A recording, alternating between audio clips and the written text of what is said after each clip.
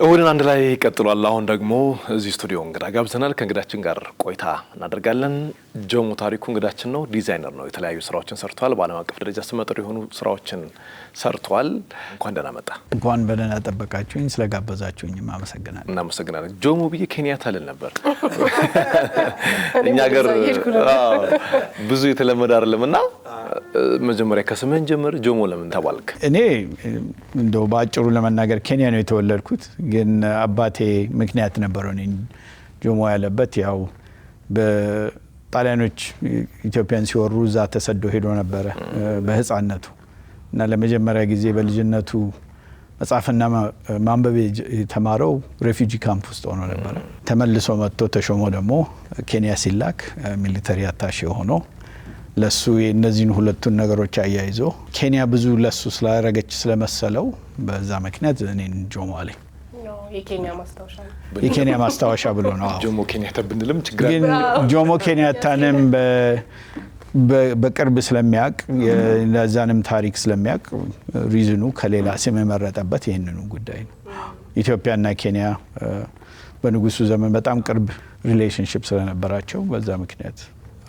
ጆሞ እንግዲህ ምናልባት እዚህ ሀገር ውስጥ ያለ ነው ላናውቀህ እንችላለን እንጂ ኑሮህን አሜሪካን ሀገር አድርገህ በዓለም አቀፍ ደረጃ የሚታወቁ ለየት ያሉ የፈርኒቸር ስራዎችን በመስራት ነው የምትታወቀው። ጥበባዊም ናቸው። ከጀርባቸውም ብዙ ስራ አለ ብዬ አስባለሁና የምን ባለሙያ ብለን ብንጠራ ይሻላል? እኔ ራሴን አሜሪካን ሀገር ፈርኒቸር ዲዛይነር ነው የምለው፣ ግን ዲግሪን ያገኘሁት በኢንዱስትሪያል ዲዛይን ነው። ኢንዱስትሪያል ዲዛይን ሌላ ስሙ ያው ፕሮዳክት ዲዛይን ነው። ፕሮዳክት ዲዛይን ብዙ ማስ ፕሮዲውስድ የሆኑ እቃዎችን ዲዛይን የሚያደርግ ፕሮፌሽን ነው። በዛ ሸፈናለሁ። ስፔሻላይዝ ያደረኩት ግን ያው ፈርኒቸር በመስራት ነው። ስራዎችን ቀደም ሲል እያየናቸው ነበርና አፍሪካ ኢትዮጵያ የሚሸጡ ናቸው። የመጀመሪያ ሀሳብ ወደዚህ ስራ ወደ ፈርኒቸር ዲዛይን ስራ ስትመጣ የመጀመሪያ ያነሳሳ ነገር ይሄንን ነገር መስራት አለብኝ እንድትል ያደረገህ ነገር ምንድነው? ዲዛይን ኮሌጅ እያለሁ ወይ ዩኒቨርሲቲ እያለሁ ዲዛይን ፕሮግራም ውስጥ በጣም ትርፍ ጊዜ ሲኖረኝ ጊዜን ማሳልፈው ላይብረሪ ውስጥ ነበረ።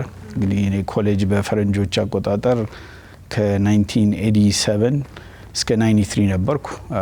ትራንስፈር ስላረኩ 5 አመት ነው ስተዲው። መጀመሪያ ኮምፒውተር አጠናለሁ ብዬ በኋላ እሱም ላይ ጎበዝ ስላልነበርኩ ወደ ዲዛይኑ ሄድኩ። ያው መሳል ስለምወድ እና ለመመለስ አሁን ላይብረሪ ውስጥ ብዙ ጊዜ ያጠፋለሁ። ለኛ በዛን ዘመን ብርቅ የነበረው እኔ ላይብረሪ ውስጥ ስገባ ላይብረሪ ውስጥ የነበሩት መጽሐፎችና ማጋዚኖች አላደኩም። ለኔ እነዚህ በጣም ብርቅ ናቸው። እነዚህን የዲዛይን መጽሐፎች ሳገላብጥ አንድ ያላየሁት ነገር ቢኖር ወይ ጥቁር ሰው ወይ አፍሪካኖችን በፍጹም አላይም። ማያው ዩሮፒያን ዲዛይነሮች ናቸው፣ በጣም የታወቁ ዲዛይነሮች እና አርኪቴክቶች እነዚህ መጽሐፎች ውስጥ ያለው ይሄ ነገር በጣም ለምንድን ነው የሆነው የሚል ነገር ራሴን ጥያቄ አቀርብ ነበረ። ያው እንዳልኩ አዲስ አበባ በልጅነትም ትንሽ በእንጨት ተጫውተናል። ከዚህ ጋር ያያይዤ እውነት ሞደርን የሆነ አፍሪካን ዲዛይኖች ማቅረብ እችላለሁ ወይ? የዲዛይን ካነን ውስጥ ደግሞ እነዚህ ጥቁር ሰው ወይ አፍሪካኖች የሉ። ሁሉም በጣም ዩሮሴንትሪክ የሆኑ ዲዛይኖች ነው ሴሌብሬት የሚደረጉት። እኛ ፕሮግራም ውስጥ ቲሲስ የሚባል ነገር አለ። 5ኛ አመት ስትገባ አንድ አዲስ ነገር አስበህ እንድታቀርብ 2 ሴሜስተር ይሰጣል። መጀመሪያው ሴሜስተር ሪሰርች ነው። የሚቀጥለው ሴሜስተር ፕሮቶታይፒንግ ጊዜ ነው። እንደ መመረቂያ ጽሁፍ እንደ መመረቂያ ነው። እንደ ጽሁፍ አትለውም። ቢኮዝ አብዛኛው ብዙ ዴታና ማንበብ አለብህ። ዶኪመንት ታዘጋጃለህ፣ ፕሬዘንቴሽን እንሰጣለን። ቲሲስ 1 አፕሩቭ ሲደረግ ቲሲስ 2 ያው ፕሮቶታይፑ መስራት ትጀምራለህ። እኔ ለያኔ ቤስ ያደረኩት ዋናው አይዲያ ሆኖ የጀመርኩበት ያው የአክሱምን ሐውልት ወስጄ ወይ ስቴሊ ወስጄ ምን ማድረግ እችላለሁ ነው። ያንን ደግሞ ወስጄ ቀጥታ ኮፒ ማድረግ አልፈለኩም። አንዳንድ ኤሌመንቶች ወስጄ ነው ኢንኮርፖሬት ያደረኩት። በዲዛይን አነጋገር አንዳንዴ አይዲያዎች ሲኖሩ አምፓክት አደርጋቸዋለሁ ልዩ ኤሌመንቶቹን ለማየት። የሚያስፈልጉትን ደግሞ ሰብሰብ አድርገህ የማያስፈልገውን ደግሞ አስወግደ አዳዲስ ዲዛይኖች ታመጣለህ። እና ያ ቲሲስ ፕሬዘንቴሽን በጣም ሰክሰስፉል ነበር። ሶ ይሄ እንግዲህ 1993 ላይ ነው ይሄንን ያደረኩት ፕሬዘንት ያደረኩት። ሶ ያኔም ጁረሮቹ ይሄ ጥሩ አይዲያ ነው በደንብ ዴቨሎፕ አድርገውና አንድ ቦታ ይደርሳል ስላሉኝ ከዛ ጀምሬ ያው አሁን ያሉበት እንግዲህ ደርሻለሁ 30 ምናምን ዓመት በላይ ረጅም ጊዜ ነው። ያው ረጅም ነው። ስራዎቹን የተወሰኑትን ለማየት ሞክረን ነበር። እኛም ያው አሜሪካን ሀገር አፍሪካ የሚሸጡ ኢትዮጵያ የሆኑ የተለያዩ የፈርኒቸር ውጤቶች ናቸው የሚሰሩት በአንተ አማካኝነት ዲዛይን ተደርገው። እነማን ናቸው ደንበኞቼ? ለማን ነው የምትሸጣቸው? ደንበኞቼ ልዩ ናቸው። አሁን በጣም ኤክሳይቲንግ የነበረ አንድ ፕሮጀክት እዚህ ታንዛኒያ 12 የኔን ወንበር የገዛ ሎጅ ነበረ። እዛ ደርሼ ነው የመጣሁት። ጋብዘውን ነበረ። ይሄ ፕሮጀክት ላይ 10 አፍሪካን ዲዛይነሮች ጋብዘው ነበር። እኔ ከአንዱ 10ሩ ነኝ። ወደ 40 አርትና ዲዛይን ገዝተዋል ከኛ 10ሮቹ። ሎጁ ራሱ አርት ሎጅ ላባ አርት ሎጅ የሚባለው 12 ሎጅ ውስጥ አንዳንድ የኔ ወንበሮች አሉ። እስከነ ስሜ እስከነ ክሬዲቱ አብሮ የተቀመጠ እንደ አርት እንዲታይ ነው። ሶ ይሄ ሌተስት ነው። እኔ ሎጅ ጋር ፕሮጀክት ሰርቼ አላቅም። የመረጡትም ወንበር እውነት ለሆቴል የሚሆን አይነት አይደለም። ሶ እነሱ ግን የአፍሪካን አርት እነዚህ ሎጆች ውስጥ ሪፍሌክት ማድረግ ስለፈለጉና ዋናው አትራክሽኑ አርቱ ነው ብለው ስላመኑ ነው እኛን 10 ግን ከዛ ውጭ ያው የበፊቷ ቫይስ ፕሬዚዳንት ካማላ ሃሪስ ቤት ውስጥ 2 ወንበሮች ነበሩኝ።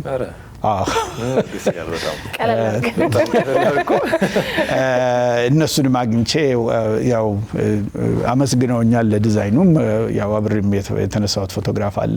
እሳቸው ቤት የገባው መሪ ቅርታ ተቻለው ኢትዮጵያዊ ነገር አንዱ ወንበር መቋሚያ ነው የሚባለው። ኒያላ ወንበር ነው። ኒያላ ወንበሬ ነው በጣም የታወቀው። መቋሚያው ያው መቋሚያ ላይ ቤስድ የሆነ ዲዛይን ነው። ብላክ ፓንተር ወደ 14 ሁለተኛው ዋካንዳ ፎሬቨር 14 ተጠቅሟል። የፍራንሲስ ፎርድ ኮፖላ የመጨረሻው ፊልሙ ላይ ኒያላን ተጠቅመዋል። ወደ 13 የታወቁ ሚዚየሞች ውስጥ ስራዎች ይታያሉ ወይ ኮሌክሽን ውስጥ ገብተዋል እንደ አርት። ከዚህ ውጭ እንግዲህ ኢንዲቪጁዋሎች አርት ኮሌክተሮች እነዚህ ልዩ ነገሮችን ይገዛሉ። በጣም ነው የሚገርመው። ስራዎች እንዳልነው ነው ኢትዮጵያን አፍሪካን ነው የሚወክሉት ገና ስናያቸውና እንደነዚህ ትልልቅ ቦታዎች ላይ ሲቀመጡ እንግዲህ በተዘዋዋሪ ሀገራችንን እያስተዋወቅ ታሪካችንንም እየነገርክ ስለሆነ በጣም ትልቅ ዋጋ ልንሰጠው የሚገባ ነገር ነው። ብላክ ፓንተርን አነሳ። ሁለተኛው ብላክ ፓንተር ላይ ያንተ ስራዎች ያንተ ወንበሮች እንዳሉ ሰምተናልና እንዴት ነው ያ እድል የተፈጠረው? ያ እድል የተፈጠረው የሚገርመው ነገር እነዚህ ኦፖርቹኒቲዎች ሲያጋጥሙኝ በኢሜል ነው የሚመጡት።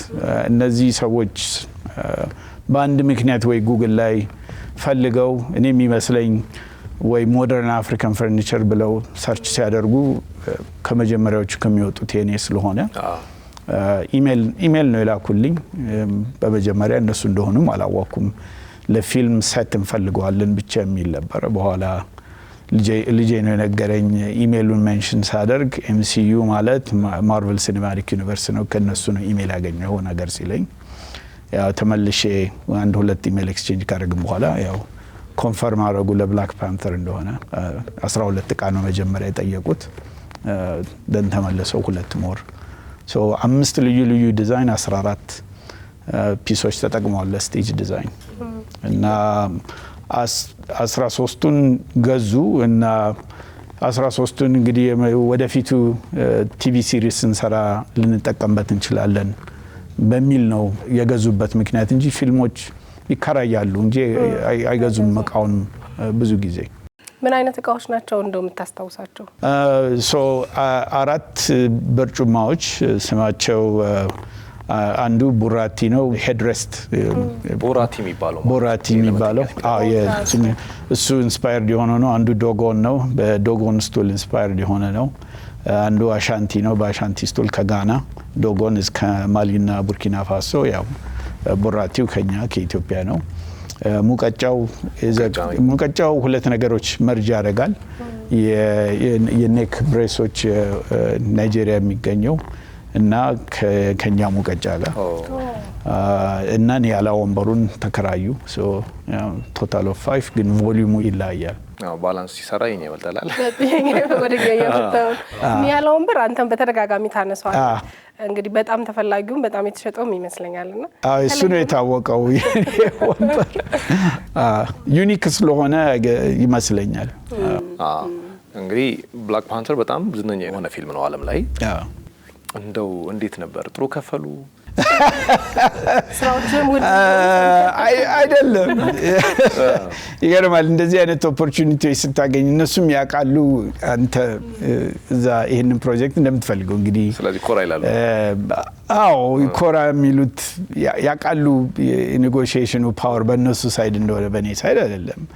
እኔ እንግዲህ እዚህ ኬንያ ተወልጄ እዚህ አድጌ እንደዚህ አይነት ኦፖርቹኒቲ ዲዛይነር ሆነ ትምህርት ቤት ስንሄድ ስቱዲዮ ውስጥ አንዱ የምናወራው ነገር እንደው ከሪራችን ከ20-25 ዓመት በኋላ የት ይደርሳል እንባባላለን እርስ በራሳችን ስቱዲዮ ውስጥ ስናመሽ እና እዛ እንደዛ ስናወራ ፊልም ላይ ይገባል ብዬን ያወርቻ አላለም ወይ ቫይስ ፕሬዚደንት ቤት ውስጥ ይገባል እንደዚህ አይነት ኦፖርቹኒቲ እጄ ላይ ይመጣል ብዬ እንዴት ላስብ ማሰብም አልችልም።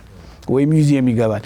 ሙዚየም እንደው እንላለን ግን እንደው ከመሞቴ በፊት እንደው አንድ ቃ ሙዚየም ትገባልን ነው። ቢኮዝ ብዙ ዲዛይነሮች ነው ያለነው እዚህ ዓለም ላይ። ይሄ በጣም ኤክስክሉሲቭ የሆነ ግሩፕ ነው ሙዚየም የሚገባ ፊልም ውስጥ ሶ ለኔ ይሄ ሀሳብ ውስጥ በፍጹም ሬጅስተር አያደርግም። ግን ይሄ ራሱ ጊዜ ፈጀ። ቢኮዝ የኔ ዲዛይን አስተሳሰብ ከዌስተርን ዲዛይን አክሴፕታብል ከሆነው ጋር ሊጣጣም አልቻለም ለረጅም ጊዜ። ያለፈው 5 ዓመት ነው ነገሮች መያያዝ የጀመሩት ቀስ በቀስ። እንደዛ መሆኑን የማወቅ ፈልገው ነገር አለ ናፍቄ። ምንድነው? ልክ ነው የሆኑን እንትን ብያለሁ። በጣም ውድ እንደሆነ አውቃለሁ።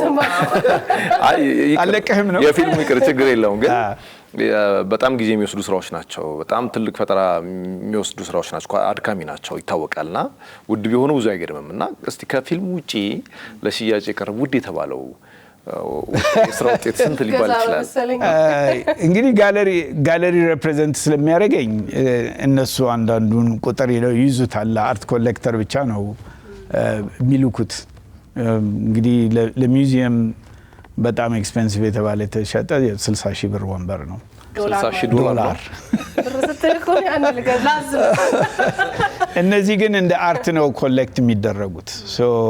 ሊሚትድ ሲሪስ ናቸው። ከ8 በላይ አንሰራም። ለምሳሌ ይሄ ሚዲዮ የተባለ ወንበር ከ8 በላይ አንሰራም። አንዴ 8 ሲሞላ በቃ ማለት ነው። አንዱም ሊሚትድ ሲሪስ የምናደርገው በጣም ከባድ ነው ለመስራት። 2 ሳምንት ይፈጃል። በጣም ብዙ ፓርት አለው፣ ብዙ ሞልድ አለው። አንፎርጊቪንግ ነው። እንጨቱን ስናጥፍ ክራክ ሊያደርግ ይችላል። ምን ያደርጋል? ሌበር ዋይዝም በጣም ብዙ ብር። አሜሪካን ሀገር ሌበር በጣም ውድ ነው። እንደዚህ ስነ ጥበብ የሚችሉ ሰዎች ጋር አብሮ ለመስራት ብዙ ብር ይፈጃል። ከሚያስወድዱትም አንዱ ነገር የአርቱ ቫልዩ ብቻ ሳይሆን የሚወስደው ኤፈርት ነው። ከዛ ብሮንዝ ወንበሮችም አሉ። እነሱ ከዛ በላይ ናቸው። እነሱ ውድ ናቸው። አዎ ማቴሪያሉም ኤክስፔንሲቭ ነው። ግን ደግሞ እኔ የምሰራቸው አሉ ራሴ። ለምሳሌ በርጩማዎቹን በሙሉ እኔ ሾፕ ውስጥ ነው የምሰራቸው። እነሱ አሁን አዲስ ኢንትሮዲዩስ ያደረኩት ያው ለዚህ ሀገር ማርኬት እንግዲህ በጣም ውድ ሊባል ይችላል። ግን ለአሜሪካ ኤንትሪ ሌቭል ነው። 740 ብር ነው እሱኛው $700 ብር ስትል እኮ ነው ስንት ኪሳችን ነው። እንግዲህ በአማርኛ ብዙ ሞክር ስላላችሁኝ እሱንም ትራንስሌት እያደረኩት ነው። አሪፍ ነው። እንግዲህ ስራዎች አሜሪካን ሀገር ነው መቀመጫህን ያደረከው፣ የምታመርተው እዛው ነው። ዓለም አቀፍ ማርኬት ላይ ይሸጣሉ፣ ግን ኢትዮጵያ ውስጥ ብዙ አይሸጡምና ከዋጋው ውድነት ሌላ የተለየ ምክንያት አለው እኛ ሀገር በስፋት ያልተሸጡበት? እዚህ ሞክር ያለው እንግዲህ ማኑፋክቸር ወይ ፕሮዲዩስ ለማድረግ ግን አዳዲስ ዲዛይኖች። እነዚህ አንዳንዶቹ በጣም ኤክስፔሪመንታል ዲዛይኖች ናቸው። ለማስ ፕሮዳክሽን ብለው አይደለም ዲዛይን የተደረጉት። በጣም አርቲስቲክ ናቸው ደግሞ። ግን እኔ ፈርኒቸር ዲዛይነር ስለሆንኩ ስኮፑ ሰፊ ነው። ለማስ ፕሮዳክሽን የሚሆኑም ዲዛይን ማድረግ እችላለሁ። ለሃይ ኤንድ ማርኬትም በአንድ በኩል ይቻላል። እስካሁን ድረስ ሃይ ኤንድ ማርኬቱን ብቻ ነው አቴንሽን የሰጠሁት። አሁን ሩዋንዳ ሄጄ ነበር ማኒፋክቸሪንጉን እዛ ለማየት። ማኒፋክቸሪንጉን ይችላሉ። ትልቁ ችግር ሆኖ ያገኘሁት ሩዋንዳም ደርሼ ስመጣ ሮ ማቴሪያል ጥሬ እቃው ያው ሃርድውድ እንጨት ኮንሲስተንት የሆነ ሰፕላይ መኖር አለበት። ይሄኛው እንጨት አለቀ በዚህኛው እንስራ ማለት አችልም። ሆቴል ኮንትራክት ካገኘ ለምሳሌ 800 ወንበር መስራት ካለበት ከዛ ዘር መሆን አለበት፣ ከዛ እንጨት ስፒሺስ መሆን አለበት። በመሃል ካለቀ ችግር አለ። የዛ ኮንሲስተንሲ ያለመኖር ሁለቱም ጋር ችግር ነው። ለማስ ፕሮዳክሽን ትንሽ ከበድ ብሎ አግኝቼዋለሁ። ረጅም ዓመት እንግዲህ እዚህ ሙያ ላይ ቆየህ አንተ። ሙያው የምትሰራቸው ስራዎች እንግዲህ ጥራት፣ ውበት፣ ከዛ ደግሞ ታሪክ፣ ጥበብ ብዙ ነገር አላቸውና አሜሪካ ነገር እንደምታስተምር ሰምተናል። እዚህ ኢትዮጵያ ውስጥ ወጣቶችን ለማስተማር ሙያህን ለማጋራት የምታስባቸው የምታቅዳቸው ነገሮች አሉ? እዚህ በመጣው ቁጥር እኔ ከሌሎች ጋር እየተገናኘው ኢቨንቶች እናዘጋጃለን። ሴሚናር አሁንም ቢሆን ወደ 2-3 ፕሮግራሞች እያዘጋጀን ነው። ይሄ አፕ ኤንድ ካሚንግ ዲዛይነሮች ጋር ከወጣቶች ጋር ኮሚኒኬት ለማድረግ ነው።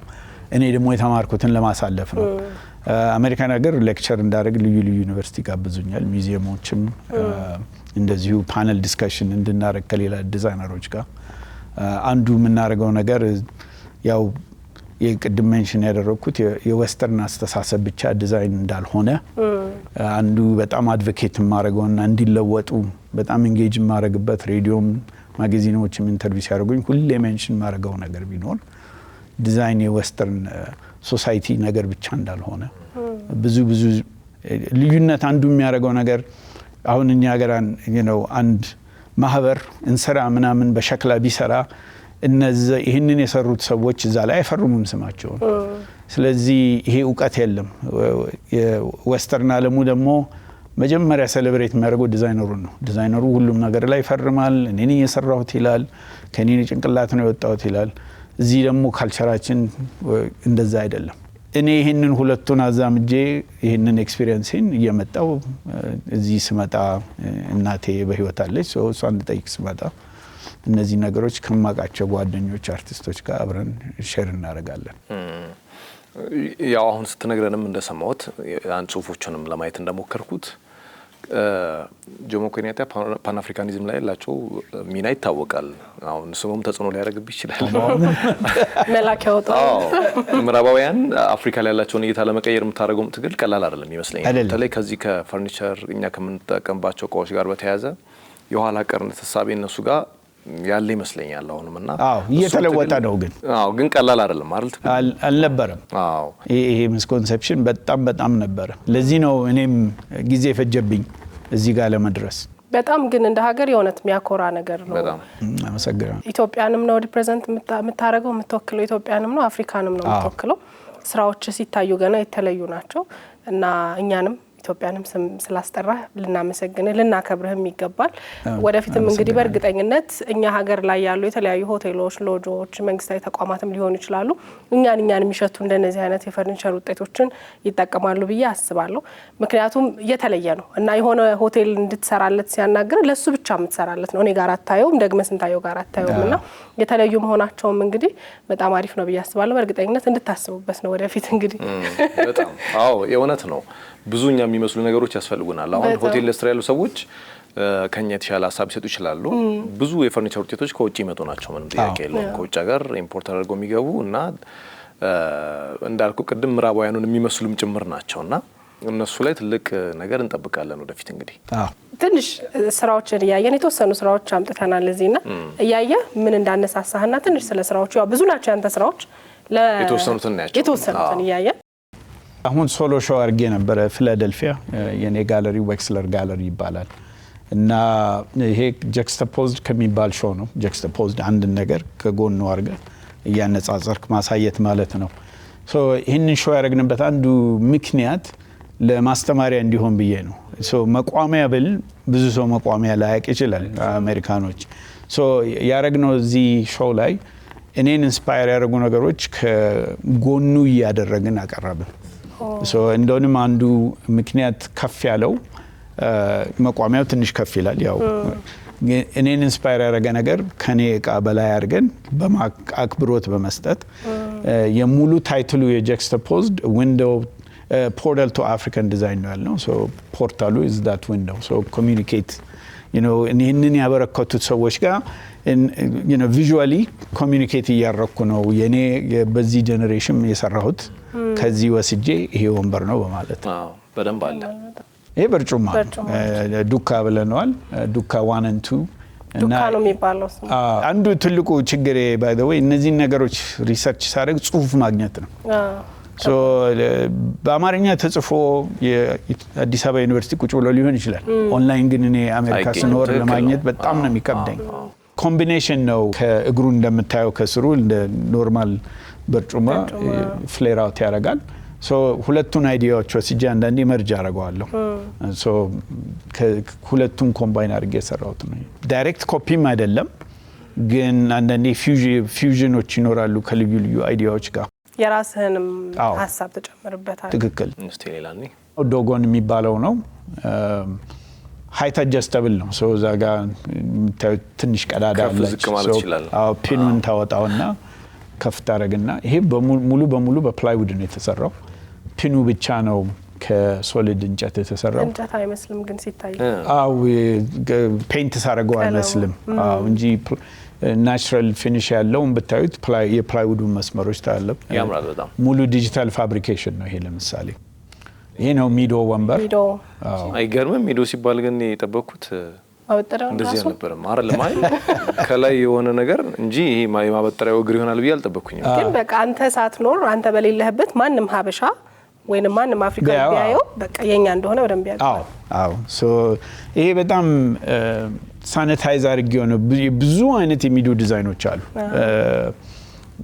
the oldest ማበጠሪያ ለምሳሌ ሚዶ የተገኘው ሱዳን እና ኢጂፕት ውስጥ ነው ከዛ ጀምሮ በሙሉ አፍሪካ ውስጥ አለ ግን አሜሪካ ውስጥ ደግሞ ሚዶ the sign of black is beautiful የሚባል ሙቭመንት ነበር 1970 የጥቁር ጸጉር በጣም ክሪቲሳይዝ ይደረገ ነበር ለዚህ ነው ልዩ ልዩ ኬሚካል እየተጠቀሙ ወንዶቹ ራሳቸው ለጥ ያደርጉት ነበር እንደ 70s በቃ እሱን እርግፍ አድርገው ትተው አፍሮ ጀመሩ የድሮ ፊልሞች እንደ ሻፍት ምን ካያችሁ ታያላችሁ እና የዚህ ታሪክ በጣም ይገርመኛል because የኔ አጎቶች ለምሳሌ ልጅ ያለው ሻፍት ላይ ያለውን ኢሚቴት ያደርጉ ነበር so የትልቅ አፍሮ ያደርጋሉ እዛ ደግሞ እንደዛ አይነት ሙቭመንት አለ so ይሄ ኮኔክሽኑ ለኔ በጣም ኢንትረስቲንግ ነው so ይሄ ከብሮንዝ የተሰራው ሚዶ ነው በጣም ያምራል በጣም ማለት ነው thank you ይሄ ማያሚ የኔ ጋለሪ ሾው ሲያደርግ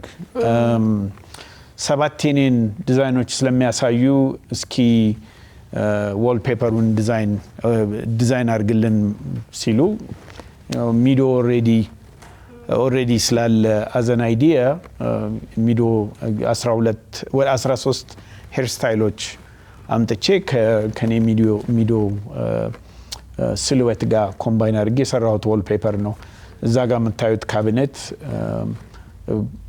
እኔ ካቢኔት አልሰራም because በጣም ትንሽ ሾፕ ስላለኝ ጋለሪው ግን ትልቅ ነገር ከሰራ እኛ ጋለሪስ መሆን ስለሚችል ምን መስራት ትፈልጋለህ ብለው ጠየቁኝ ዛግዌ የሚባለው ካቢኔቴ ነው ዋው